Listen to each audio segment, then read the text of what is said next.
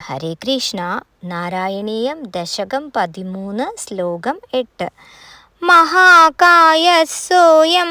തവ ചരണപാദപ്രമദിതോ ഗളദ്രക്തോ വക്ത്രാത് അപദദൃശിഭിശ്ലാഹിദഹതി തദാ ത്വാമുദ്വാമ പ്രമദഭരവിദ്യോതിഹൃദയാ മുനീന്ദ്രാസാന്ദ്രാഭി സ്തുതിഭിരനുവന്നദ്വരതനും. വലിയ ശരീരത്തോടു കൂടിയവനായ ആ അസുരൻ അങ്ങയുടെ അടികൊണ്ട് വായിൽ നിന്ന് ചോര ഒഴുകുന്നവനും മുനിമാരാൽ ശ്ലാഘിക്കപ്പെട്ട ഹത്യയോടു കൂടിയവനുമായി പതിച്ചു. അപ്പോൾ ഏറിയ സന്തോഷ അതിശയത്താൽ ഉല്ലാസം പൂണ്ട മനസ്സോടു കൂടിയവരായ മുനിശ്രേഷ്ഠന്മാർ യജ്ഞസ്വരൂപധരനായ അങ്ങേ ഉയർന്ന ശബ്ദത്തിലുള്ള സ്തുതികളായി വാഴ്ത്തി.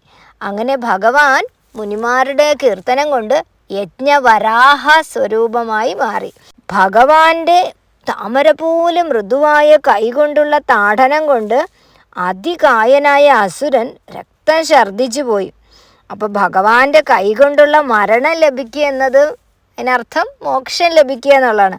അതിനും നമ്മൾക്കൊരു ഭാഗ്യം വേണം. അതായത് ഭഗവാന്റെ കൈകൊണ്ട് മരിക്കണമെങ്കിലും നമ്മൾക്ക് ഒരു ഭാഗ്യം വേണം.